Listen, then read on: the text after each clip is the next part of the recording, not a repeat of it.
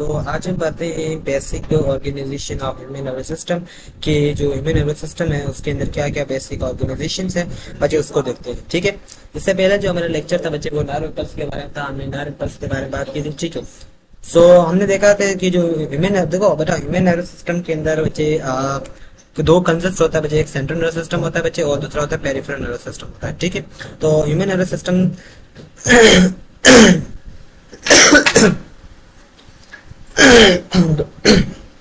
दो चीजों का कंसिस्ट होता है, एक सेंट्रल नर्वस सिस्टम दूसरा पेरिफेरल नर्वस सिस्टम। ठीक है, अब सेंट्रल नर्वस सिस्टम के अंदर क्या क्या चीजें आती हैं, आपका ब्रेन आता है बच्चे और स्पाइनल कॉर्ड आता है। ठीक है, और इसकी सेंट्रल लोकेशन होती है, मतलब ये सेंटर के अंदर पाया जाता है। ठीक है, और ये आपकी बॉडी की मिड लाइन में पाया जाता है। और जो पेरिफेरल नर्वस सिस्टम है इसके अंदर नर्व जो प्रोजेक्ट होते हैं सेंट्रल नर्वस सिस्टम से और उसकी पेरिफेरल लोकेशन होती है। ठीक है, तो बेटा ये जो आपके पास जो ब्रेन है दैट इज योर ब्रेन और ये आपके पास बच्चे क्या है स्पाइनल कॉर्ड। ठीक है, तो ये ब्रेन जो स्पाइनल कॉर्ड ये दोनों काम आते हैं सेंट्रल नर्वस सिस्टम से आते हैं। ठीक है, अब उसके बाद पेरिफेरल नर्वस सिस्टम से क्या होता है, ये नर्व निकल होती है। ये जो नर्व है जो पेरिफेरल जो निकल रही होती है, ठीक है, इसको हम क्या कहते हैं बच्चे, इसको कहते हैं पेरिफेरल नर्वस सिस्टम। ठीक है, तो ये जो आपका बच्चे सेंट्रल नर्वस सिस्टम है जो ब्रेन और स्पाइनल कॉर्ड होता है, और फिर ब्रेन और स्पाइनल कॉर्ड के बाद ये जो आपके नर्व निकल रहे होते हैं यहाँ स्पाइनल कॉर्ड से, इसको आप कहते हैं बच्चे पेरिफेरल नर्वस सिस्टम। ठीक है, okay. Architecture of brain and spinal cord, भाई ब्रेन और स्पाइनल कॉर्ड की क्या आर्किटेक्चर है। तो सेंट्रल नर्वस सिस्टम की बात करते हैं तो सेंट्रल नर्वस सिस्टम एक इंटीग्रेटिंग पोर्शन है, याद रखिए इंटीग्रेशन पोर्शन या ये कह लें बहुत इंपॉर्टेंट पोर्शन है नर्वस सिस्टम का, जहां पर जो सेंसरी इंफॉर्मेशन है उनको रिसीव किया जाता है और उसको प्रोसीड किया जाता है। प्रोसीड मतलब उसके बारे में सोचा जाता है, ठीक है, समझा जाता है, प्रोसीड किया जाता है, थॉट किया जाता है, ठीक है, और एनालाइज किया जाता है। ठीक है, और उसके लिए क्या किया जाता है, जनरेट किया जाता है बच्चा रेस्पॉन्स जो डायरेक्टेड होता है। ठीक है, सेंट्रल नर्वस सिस्टम जिसके अंदर हमारे पास बच्चे एसोसिएशन न्यूरॉन होते हैं। सेंट्रल नर्वस सिस्टम के अंदर क्या होते हैं बच्चे, आपके पास एसोसिएशन न्यूरॉन होते हैं और जिसको हम इंटर न्यूरॉन कह होते हैं। ठीक है, जो तकरीबन कितने होते हैं 10 से लेकर 100 बिलियन न्यूरॉन होते हैं। याद रखिए सेंट्रल नर्वस सिस्टम के अंदर बच्चे क्या होते हैं, एसोसिएशन न्यूरॉन होते हैं। सेंट्रल नर्वस सिस्टम के अंदर हमारे पास 100 जिसके अंदर बच्चे एसोसिएशन जो न्यूरॉन होते हैं, ठीक है, जिसके अंदर क्या होता है बच्चे आपके पास एसोसिएशन न्यूरॉन होते हैं और इसको हम इंटर न्यूरॉन कह होते हैं। ठीक है, और इसके अंदर तकरीबन 10 से लेकर 100 बिलियन न्यूरॉन होते हैं। ठीक है, तो एसोसिएशन न्यूरॉन के अंदर तकरीबन आपके 10 से लेकर 100 बिलियन न्यूरॉन्स होते हैं। ठीक है, नर्वस सिस्टम की बात करते हैं तो दो पार्ट आते हैं, सेंट्रल नर्वस सिस्टम जिसके अंदर ब्रेन स्पाइनल कॉर्ड आता है बेटा, और एक होता है पेरिफेरल नर्वस सिस्टम। ठीक है बेटा, पेरिफेरल नर्वस सिस्टम दो तरह के होते हैं, autonomic nervous system, somatic nervous system. ठीक है, तो पेरिफेरल नर्वस सिस्टम के दो पार्ट है, एक ऑटोनोमिक है दूसरा सोमैटिक नर्वस सिस्टम। बेटा ऑटोनोमिक नर्वस सिस्टम क्या है, वो कम्युनिकेट करता है आपके इंटरनल ऑर्गन और ग्लैंड के साथ। ऑटोनोमिक नर्वस सिस्टम एक ऐसा सिस्टम है जो आपके जो इंटरनल ऑर्गन है या आपके जो इंटरनल ग्लैंड बचे उनके साथ कम्युनिकेट कर रहा होता है। ठीक है, जबकि सोमेटिक नर्वस सिस्टम वो कम्युनिकेट करता है आपके सेंस ऑर्गन के साथ या वॉलेंट्री मसल के साथ। आपकी जो वॉलेंट्री मसल्स है या आपके जो सेंस ऑर्गन है उनके साथ कम्युनिकेट कर रहा होता है, उसको कहते हैं सोमैटिक नर्वस सिस्टम। ठीक है, तो पेरिफेरल नर्वस सिस्टम दो पार्ट में डिवाइड किया है बच्चे, ऑटोनोमिक नर्वस सिस्टम जो कम्युनिकेट करता है आपके जो इंटरनल ऑर्गन के साथ और आपके ग्लैंड के साथ बच्चे। सोमैटिक नर्वस सिस्टम जो बच्चे कम्युनिकेट करता है आपके सेंस ऑर्गन जैसे आई है, एयर है, ठीक है, इनके साथ कम्युनिकेट करता है, ये इनका वॉलेंट्री मसल काम होता है। ठीक है, अब उसके बाद ऑटोनोमिक नर्वस सिस्टम की दो डिवीजन है, एक सिंपैथेटिक है दूसरा पैरासिम्पैथेटिक। सिंपैथेटिक बच्चे जब होती है जब डिवीजन इरोजन, और पैरासिम्पैथेटिक मतलब काम, मतलब अगर आप लेट्स सपोज अगर आप रेस्टिंग कंडीशन में, ठीक है, आप जब रेस्टिंग कंडीशन में होते हैं तो आपकी जो कंडीशन होती है वो पैरासिम्पैथेटिक होती है। ठीक है, लेट्स अब अगर आप आपकी हार्ट बीट करिए तो ये पैरासिम्पैथेटिक है। ठीक है, सिंपैथेटिक मतलब जब आप स्ट्रेस के अंदर चले जाते हैं, लेट्स अब अगर आप जा रहे हैं और आपके पीछे कुत्ता भाग रहा है, कुत्ते ने पीछे कर दिया, ठीक है, डॉग भाग रहा है, ठीक है, तो वो बच्चे एक किस्म की सिंपैथेटिक है जो एक इरोजिंग होती है। ठीक है, सोमैटिक नर्वस सिस्टम के अंदर सेंसरी जिसको एफरेंट कहते हैं, मोटर जिसको इफरेंट कहते हैं। ठीक है, तो उसके अंदर दो जो इनपुट नर्व इनपुट होता है और ये क्या होता है मोटर आउटपुट होता है। ठीक है बच्चे, बेटा सीएनएस को प्रोटेक्ट किया जाता है 3 तरीकों से, आप याद रखें जो सेंट्रल नर्वस सिस्टम है उसको प्रोटेक्ट किया जाता है 3 तरीकों से। ठीक है बेटा, पहली जो लाइन है बच्चे वो आपकी बॉनी आर्मर है, ठीक है, जिसको आप स्कल कह होते हैं, जो सराउंड करती है ब्रेन को और उसके साथ साथ वर्टिब्रल कॉलम को। ठीक है बच्चे, नेक्स्ट जो चीज है बच्चे स्पाइनल कॉर्ड को भी करती है। नेक्स्ट चीज है बॉनी आर्मर के बाद एक ट्रिपल लेयर होती है कनेक्टिव टिश्यूज की जिसको मैनेजेस कहते हैं। मतलब तीन जो लेयर है कनेक्टिव टिश्यूज की, जिसको हम मेनिंजेस कह होते हैं। आउटर लेयर होती है जो कैरिनियम से बाहर होती है, मतलब कैरिनियम के साथ होती है, उसको हम ड्यूरामेटर कहते हैं। और मिडल जो लेयर होती है उसको आर्कनॉइड मेटल कहते हैं। और इनर मेटल होती है नर्व टिश्यू की, उसको पायामेटर कहते हैं। अब इसकी मैं बात करता हूँ, देखो यहाँ से आप अगर देखें इस डायग्राम में, ओके, तो ये ब्रेन है, तो ये आपकी स्केल है बेटा, ये आपकी क्या है, स्केल है, ठीक है। अब स्केल के साथ साथ जो मेम्ब्रेन होती है, ठीक है, जिसको आप ड्यूरामीटर कहते हैं, ये क्या आपकी ड्यूरामीटर है। तो ये आपकी स्केल है, स्केल के साथ साथ क्या बच्चे आपके ड्यूरामीटर है, और ड्यूरामीटर के अंदर के पास क्या आपका आर्कोनॉइड मेटर है, ठीक है। ये आपके क्या बेटा, आर्कोनॉइड मेटर। और यहाँ पर क्या होता है बच्चे, आपके नर्व्स होते हैं, ठीक है, जो सप्लाई कर रहे होते हैं इसको। और आर्कोनॉइड मेटर के साथ साथ दूसरी होती है पायामीटर, इस तरह से ये आपकी है पायामीटर है, ठीक है बच्चे। तो ये ब्रेन की स्ट्रक्चर है ना, ये मेम्ब्रेन्स है आपके, ठीक है। ओके, तो पायामीटर ठीक के इनर होती है। Between arachnoid and pia mater clear lymph liquid. देखो ये जो हमारे आर्कनॉइड है, ठीक है भाई, मैंने बताया था ये पायामीटर है, ठीक है, और ये आर्कनॉइड है। अब पाया और आर्कनॉइड के दरमियान में एक फ्लूइड होता है जिसको हम लिम्फ कहते हैं। क्या होता है, किस्म का लिम्फ लिक्विड होता है जिसको हम CSF कहते हैं, ठीक है।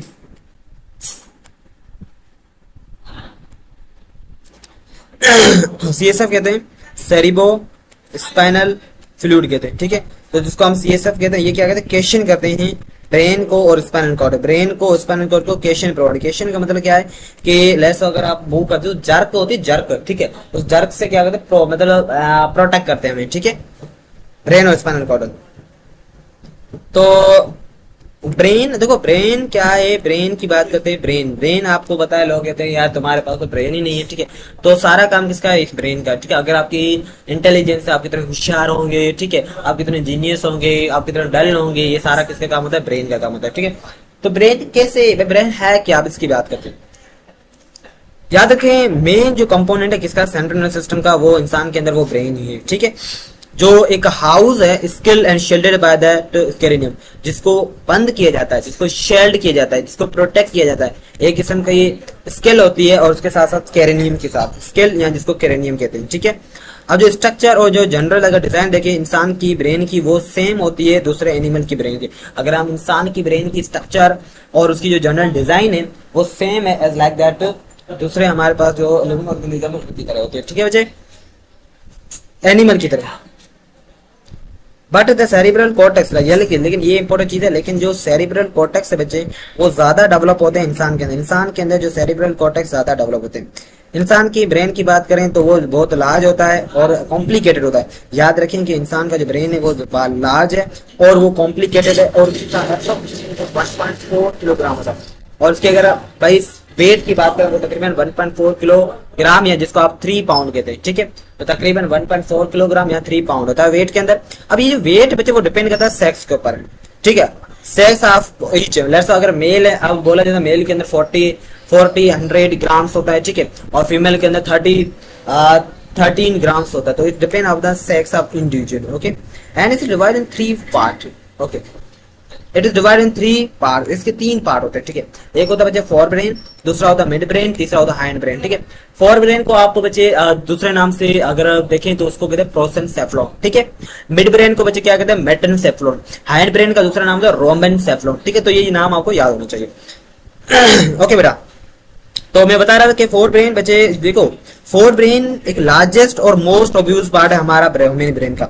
याद रखेंगे, भूलेंगे नहीं कि जो फोर ब्रेन है एक लार्जेस्ट है और ज्यादातर ऑब्यूज जो पार्ट ब्रेन का वो क्या है ह्यूमन का, वो फोर ब्रेन होता है, ठीक है।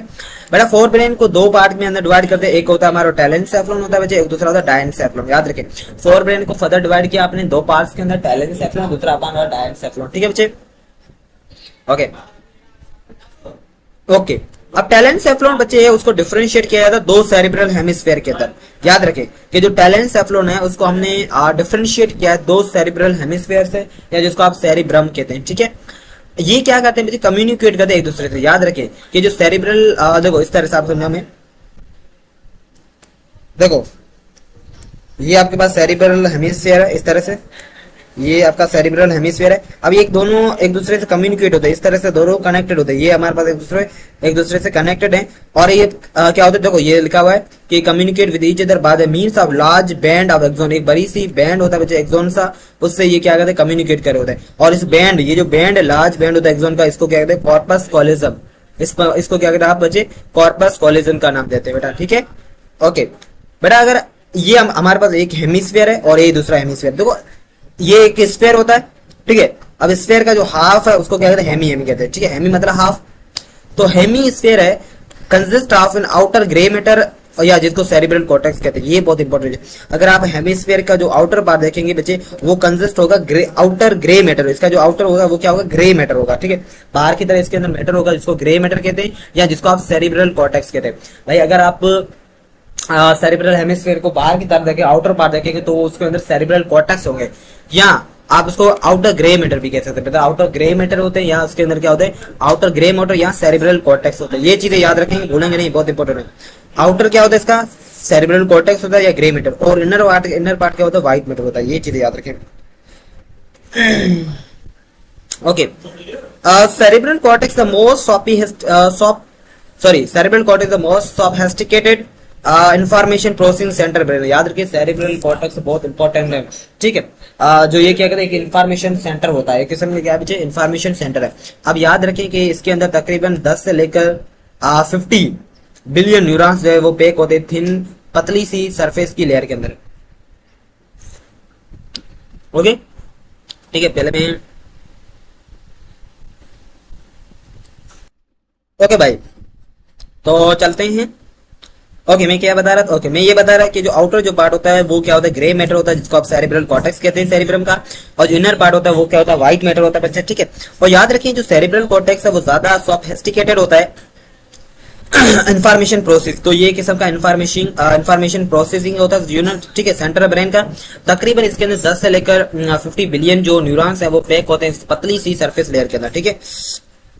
So look at the diagram, ये आपके पास डायग्राम है बच्चे, ठीक है। तो ये आपका बच्चे ये आपका पूरा सेरिब्रम है, ये जो पोर्शन बच्चे ये क्या आपका सेरिब्रम, ये पूरा पोर्शन बच्चे क्या आपका सेरिब्रम है, ठीक है।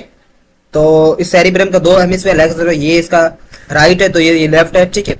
तो ये इसका गायरीज होते हैं, ये जो उभरे उभरे पार्ट होते हैं इस तरह से, ये जो पार्ट आप देख रहे हो इस तरह से उभरे हुए पार्ट है, ये इसको गायरी कहते हैं, इसको गायरीज कहते हैं। और ये जो पार्ट होता है इसको सल्कस कहते हैं, ठीक है। नीचे की तरह होता है उसको सल्कस कहते हैं। ये देखो सल्कस है, अंदर की तरह क्या है सल्कस है, और बाहर की तरह ये क्या है गायरीज है, ठीक है। और ये पार्ट है कुछ लिम्बिक बोन पार्ट होता है, ये पैराइटल लोब्स होते हैं, ठीक है। ओके तो ये इसकी स्ट्रक्चर है, ओके। अब उसके बाद ये जो देख रहे हैं ये स्ट्रक्चर इस तरह से, ये आपके स्ट्रक्चर देख रहे हैं, ये स्ट्रक्चर इसको क्या कहते हैं बच्चे, इसको कहते हैं हम, ये आप देख रहे हैं इसको क्या कहते हैं, इसको कहते हैं बच्चे कॉर्पस कॉलिजम, जो क्या कहते हैं दो हेमिस्फीयर को एक दूसरे से जुदा कर रहा है, ठीक है। इसके अंदर थैलेमस, हाइपोथैलेमस, ऑप्टिक चाइल्ड, ये सारे चीजें। अब जो सरफेस है बच्चे सेरिब्रल कॉर्टेक्स की वो हाईली कॉन्वोल्यूटेड होती है। अगर आप सरफेस देखेंगे सेरिब्रल कॉर्टेक्स की वो ज्यादातर आपको हाईली कॉन्वोल्यूटेड देगी, ये आगे जगह मैं बताऊंगा किस तरह से, ठीक है। तो जो सरफेस है बच्चे सेरिब्रल की वो हाईली कॉन्वोल्यूटेड होती है। तो कॉन्वोल्यूटेड का मतलब क्या है कि इसके अंदर बहुत कॉम्प्लेक्स इस तरह से होती है, इस तरह से इस चीज को कहते हैं कॉन्वोल्यूटेड, ठीक है। बहुत सारी इस तरह से होती है स्ट्रक्चर, ठीक है, सेरिब्रल कॉर्टेक्स की। तो ये देखो ये कितनी कॉन्वोल्यूटेड, तो इसके अंदर क्या होती है इन्फॉर्मेशन स्टोर होती है। यहाँ पर ये जगह होती है जिसको सल्कस कहते हैं, ये इस पॉइंट को कहते हैं सल्कस, यहाँ पर क्या होती है इन्फॉर्मेशन स्टोर होती है। So the surface of cerebral cortex highly convoluted होता है, जिसके अंदर क्या होती है जो ये increase the surface area of the cerebral cortex thorough. तो ये क्या करता है बच्चे कॉर्टेक्स की है उसकी सरफेस एरिया को इंक्रीज करता है। Cerebral cortex is divided into 4 region बच्चे। सेरिब्रल कॉर्टेक्स के 4 रीजन होते हैं, मैंने आपको बताया था कि सेरिब्रल कॉर्टेक्स के कितने रीजन बच्चे 4 है, ठीक है।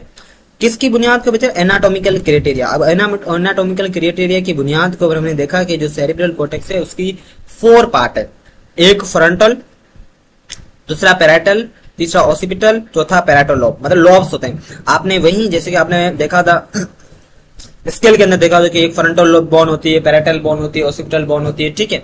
तो ये इस तरह से हमारे पास होते हैं। अब देखो यहाँ पे देखो आपके पास फ्रंटल, तो ये लोब ये देख रहे हैं बच्चे फ्रंटल लोब, ये आगे की तरह देख रहे हैं ये क्या हमारा फ्रंटल लोब है बच्चे, और ये जो पीछे की तरह होता है इसको आप पैराइटल लोब कहते हैं, ठीक है।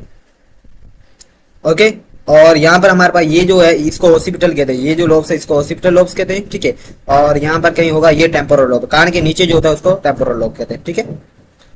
तो इनके अलग अलग काम होते हैं, ठीक है। फ्रंटल लोब का काम होता है देखना होता है चीजों का, ठीक, आगे जाके सॉरी मतलब सोचना होता है, इसका काम होता है फ्रंटल लोब्स का।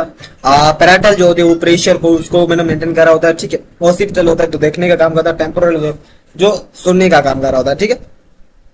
सो जो एक्टिविटीज होती है सेरिब्रल कॉर्टेक्स की वो 3 सेंसरी एरियाज में फॉल होती है, 3 के अंदर, एक सेंसरी एरिया के अंदर, एसोसिएशन एरिया और मोटर एरिया, ठीक है। तो जो एक्टिविटीज है सेरिब्रल कॉर्टेक्स की वो फॉल होती है सेंसरी एरिया के अंदर बच्चे, एसोसिएशन एरिया के अंदर और मोटर एरिया के अंदर, ठीक है। सो सेंसरी एरिया, अब सेंसरी एरिया किसे कहते हैं तो याद रखें ये वो एरिया होता है जो रिसीव करता है इनपुट को फ्रॉम डिफरेंट बॉडी पार्ट। मतलब सेंसरी एरिया क्या है, एक वो पार्ट है जो क्या करता है डिफरेंट, जो रिसीव करता है इनपुट को, मतलब ये क्या कहता है रिसीव करता है इनपुट को डिफरेंट बॉडी के पार्ट, मतलब जो बॉडी के डिफरेंट जो पार्ट है वहां से क्या कहते हैं ये रिसीव कर रहा होता है, ठीक है। Association area, okay. तो ये वो एरिया होता है जो हाइयर मेंटल एक्टिविटीज करवाता है, इंटेलिजेंस हो गई आपकी या आपकी रीजनिंग हो गई है, ठीक है, या मेमोरी हो गई, आपको इंटेलिजेंस दिखाता है, आपकी रीजनिंग करता है, आपको सोच आपके उसके थॉट ले आता है, मेमोरी है, ठीक है। ये एक इंटरप्रेट है या एनालाइज किया जाता है इनकमिंग जो इन्फॉर्मेशन को, ठीक है। और मोटर एरिया वो एरिया होता है जो कंट्रोल करता है रेस्पॉन्स को आपकी बॉडी के, ठीक है। देखो इसको मैं समझा दूं इस डायग्राम से, ओके। लाइक द कोई अगर कोई भी स्टिमुलस है, ठीक है, तो सेंसरी एरिया का काम क्या होता है, सेंसरी एरिया वो एरिया होता है जो क्या कहते हैं इन्फॉर्मेशन को कैरी आउट करता है, ठीक है। इन्फॉर्मेशन को ले जाता है कहां पर, इंटरन्यूरॉन के ऊपर, ठीक है, या एसोसिएशन एरिया के ऊपर, ठीक है। वो एसोसिएशन एरिया के ऊपर, एसोसिएशन एरिया क्या करता है इसको रीड आउट करता है, प्रोसीड करता है, एनालाइज करता है, इंटीग्रेट करता है, और उसके बाद वो किसको देता है मोटर एरिया को, ठीक है। सेंसरी एरिया के अंदर आपके ज्यादातर क्या होते हैं सेंसरी सेल होते हैं, मोटर एरिया के अंदर आपके इंटरन्यूरॉन होते हैं और इसके अंदर मोटर न्यूरॉन होते हैं, ठीक है। ओके, तो यहाँ तक क्लियर है। तो ये हमारे पास हो गया बच्चे सेरिब्रम मतलब टैलेंसेफ्लॉन कंप्लीट हो गया, ठीक है। तो ये तो मैंने टैलेंसेफ्लॉन की कुछ बातें आपको बता दी। अब हम बात करते हैं बच्चे डायनेसेफ्लॉन के बारे में। तो डायनेसेफ्लॉन जिसके अंदर 2 चीजें आती है बच्चे, थैलेमस आता है और लिम्बिक सिस्टम आता है, ठीक है बेटा। तो मैं आता हूँ, सो भाई अब हम बात करते हैं डायसेफ्लॉन की। मैंने बताया कि डायसेफ्लॉन बच्चे 2 पार्ट होते हैं, एक थैलेमस होता है बच्चे, दूसरा होता है लिम्बिक सिस्टम, ठीक है बेटा। थैलेमस एक बहुत इंपॉर्टेंट इंटीग्रेटिंग सेंटर है, ठीक है, जो एक मेन इनपुट भी है, ठीक है, जो सेंसरी इंफॉर्मेशन का जो सेरिब्रम से जाती है और एक किस्म के मेन आउटपुट भी है, ठीक है। तो ये समझ लें कि हाईवे है, ठीक है। थैलेमस एक किस्म का हाईवे है जो क्या करता है इन्फॉर्मेशन को प्रोसीड करता है आगे, ठीक है बच्चे। और उसके बाद जो इन्फॉर्मेशन है वो लीव करती है सेरिब्रम को, ठीक है। जो इनकमिंग जो इन्फॉर्मेशन है बच्चे जितने भी सेंस है वो सॉर्टेड आउट होते हैं थैलेमस के अंदर और भेजे जाते हैं उसको एक हायर ब्रेन के ऊपर और फॉर फर्दर इंटरप्रिटेशन या इंटीग्रेशन के लिए, ठीक है। मतलब इंटीग्रेशन का मतलब होता है उसको ज्यादा मजीद तकसीम किया जाए या उसको सोचा जाए, ठीक है, उसके बारे में। लिम्बिक सिस्टम एक डाइवर्स ग्रुप है बच्चे स्ट्रक्चर की जो लोकेटेड होता है आपका बिटवीन थैलेमस और सेरिब्रम के दरमियान। ये चीज याद रखें, हमसे पूछ सकते हैं कि जो लिम्बिक सिस्टम है वो आपकी जो थैलेमस है बच्चा उसके और जो सेरिब्रम है वहां के पोर्शन के दरमियान ही पाया जाता है। इसके अंदर क्या क्या चीजें आती है बच्चे, इसके अंदर हाइपोथैलेमस आता है बच्चे आपका, अमाइडाला आता है बच्चे आपका और हाइपोकैम्पस आता है, ठीक है। हाइपोथैलेमस के बहुत सारे डिफरेंट सॉरी हाइपोथैलेमस जो है बच्चे वो बहुत सारे उसमें बहुत सारे डिफरेंट क्लस्टर जो न्यूरॉन्स के पाए जाते हैं, ठीक है। कुछ जो हमारे पास यहाँ पर न्यूरो सिक्रेटरी सेल है, ठीक है, जो रिलीज करते हैं हार्मोन ब्लड के अंदर या जिसको न्यूरल कोऑर्डिनेशन कंडक्शन के लिए। हाइपोथैलेमस एक किस्म का मेजर और कोऑर्डिनेटिंग सेंटर है, ठीक है, जो क्या करता है आपकी बॉडी का टेम्परेचर, आपको हंगर करता है, थ्रस्ट है आपकी, ठीक है, वाटर की बैलेंस है या मेंस्ट्रुएशन जो साइकिल होती है फीमेल के अंदर, ठीक है, उसको रेगुलेट कर रहा होता है हाइपोथैलेमस, ठीक है। और ऑटोनॉमिक जो नर्वस सिस्टम है बच्चे उसको भी काम कर रहा होता है। In addition, stimulation of specific area of hypothalamus leak करता है इमोशन, जैसे कि आपका इमोशन है सच आपका रेग है, ठीक है, आपका फेयर है बेटा या प्लेजर है या सेक्सुअल इरिजुअल है, ये सारे कौन करता है, ये अमाइडाला करता है, ठीक है। तो फीलिंग का जो सारा काम क्या होता है अमाइडाला का होता है, दिल का काम नहीं होता है। ये बिलीव किया जाता है ये रेस्पॉन्स होता है प्रोडक्शन का एप्रोप्रिएट बिहेवियर रेस्पॉन्स, ठीक है, टू एनवायरमेंट। ये याद रखिए कि ये किस्म का बिहेवियर रेस्पॉन्स भी प्रोड्यूस करता है अकॉर्डिंग टू एनवायरमेंट, ठीक है। फीलिंग को, इमोशन को, लोनर को, फेलियर को सब ये कंट्रोल करता है, ठीक है। आपको बदकावर आता है, गुस्सा आता है, अकेलापन होती है, ठीक है, ये सारे इसका काम होता है। So this is your part limbic system. तो बेटा ये आपका हाइपोथैलेमस है, ये एक इसका होमियोस्टेसिस है, मतलब आपकी बॉडी का टेम्परेचर रेगुलेट करा होता है। और ये आपका अमाइडाला जो इमोशंस आपको दिलाता है, ठीक है, जो आपकी दिल में प्यार जगाता है, ठीक है, लेकिन दिल का काम नहीं होता, वो कहते हैं मैं तुमसे दिल से प्यार करता हूं। नो, ये टोटली रॉन्ग है, दिल का काम ही नहीं है प्यार से, ठीक है। तो अमाइडाला वो पार्ट है ब्रेन का जो क्या करता है, इमोशन देता है, ठीक है, आपको इंसानियत आती है आपके अंदर, ठीक है, आपको पता है यार ये इंसान है, इससे प्यार किया जाता है, ठीक है। हाइपोकैम्पस वो पार्ट है जिसके अंदर मेमोरी कन्वर्जेशन होती है। मेमोरी कन्वर्जेशन का मतलब होता है कि आपको यादाश्त, आपकी जो यादाश्त है वो तो कहाँ पर होती है, हाइपोकैम्पस में। आप जितने पढ़ते हैं, जैसे आप बहुत सारी चीजें पढ़ते हैं लेकिन आपको याद कम रहती है, क्योंकि आपका हाइपोकैम्पस कम वीक है, ठीक है। थाइलेमस जो एक रिले इन्फॉर्मेशन होता है, मतलब एक किस्म का हाईवे है, ठीक है, ये क्या कहते हैं, इन्फॉर्मेशन को रिसीव करता है और आगे सेरिब्रम को दे देता है, तो एक किस्म का हाईवे है बेटा। ओके बेटा, तो ओके ऑलराइट। हाइपोकैम्पस बेटा, हाइपोकैम्पस ये इसका नाम क्यों दिया बच्चे, इसका नाम इसकी शेप की बुनियाद के ऊपर है, ठीक है। इसकी जो शेप है वो सी हॉर्स की तरह होती है, आपको सी हॉर्स आपने अगर देखा होगा, ठीक है, तो उसकी तरह होता है। और ये एक इंपॉर्टेंट रोल अदा करता है बच्चे किसी में form long term memory, long term memory. भाई जो लॉन्ग टर्म मेमोरी है बच्चे, उसको बनाने में हाइपोकैम्पस का बहुत इंपॉर्टेंट रोल होता है, ठीक है। अब जाहिर सी बात, अगर आपको लॉन्ग टर्म मेमोरी बनानी है तो इसके लिए आपको क्या चाहिए होता है, लर्निंग होती है शॉर्ट टर्म मेमोरी। मतलब शॉर्ट टर्म मेमोरी तकरीबन वो सेकंड के अंदर होती है, मतलब 1 to 2 या 3 सेकंड के अंदर होती है, उसको शॉर्ट टर्म मेमोरी कहते हैं, ठीक है। और प्रोसीजर जो मेमोरी टाइप होती है, अब लाइक दैट किस तरह सपोज रिमेंबर करें कि how to motor act like वाकई कि मोटर किस तरह से काम करता है, जैसे कि चलना, ठीक है। या दूसरी हैंड हम ये मेडिएट नहीं करता है बच्चे, हाइपोकैम्पस है, ठीक है। सो कोर्टेक्स और सेरिबेलम जो है हमारे को प्रिंसिपली रेस्पॉन्स होता है मैनेजिटर। तो भाई चलना, ठीक है, ये इसका काम नहीं होता है हाइपोकैम्पस का, ठीक है। वो किसका काम होता है बच्चे, कोर्टेक्स का और सेरिबेलम का काम होता है, ठीक है, जो मैनेज करते हैं चीजों। मिड ब्रेन की बात नहीं करते क्योंकि ये इंसान के अंदर अभी खत्म हो गया। Mid brain as experience reduce in human aims के अंदर ये खत्म हो गया है, ठीक है। इसका कोई इंपॉर्टेंट रिले क्या है, इसकी इंपॉर्टेंट फंक्शन ये है कि ये किस्म सेंटर है मिड ब्रेन का, इसके अंदर रेटिकुलर फॉर्मेशन होती है, याद रखें क्या होती है इसके अंदर, रेटिकुलर फॉर्मेशन। अभी ये चीजें क्या है ये मैं बता दूं, रेटिकुलर फॉर्मेशन देखो भैया, रेटिकुलर फॉर्मेशन जो एक्सटेंड होती है जितने भी हमारा वे है from central core of medulla, medulla से शुरू होती है, पॉन्स के अंदर जाती है, थ्रू पॉन्स और मिड ब्रेन और on to into lower region of fore brain. Reticular formation play जो रेटिकुलर फॉर्मेशन का काम क्या है, स्लीप, आपको नींद आना, ठीक है, नींद आना ये काम होता है पॉन्स का। इरोजन इमोशन, इमोशन जो आपका अमाइडाला है, मसल टर्न, ठीक है, और सर्टन रिफ्लेक्सिव, तो ये इसका काम होता है बच्चे रेटिकुलर फॉर्मेशन। और रेटिकुलर फॉर्मेशन के अंदर 2-3 पार्ट होते हैं, पॉन्स आता है बच्चे, ठीक है, पॉन्स आता है, मेडुला ऑब्लिंगेटा आता है, ठीक है, मेडुला ऑब्लिंगेटा आता है, ठीक है, और अमाइडाला आता है, तो ये इसके पार्ट आते हैं, ठीक है।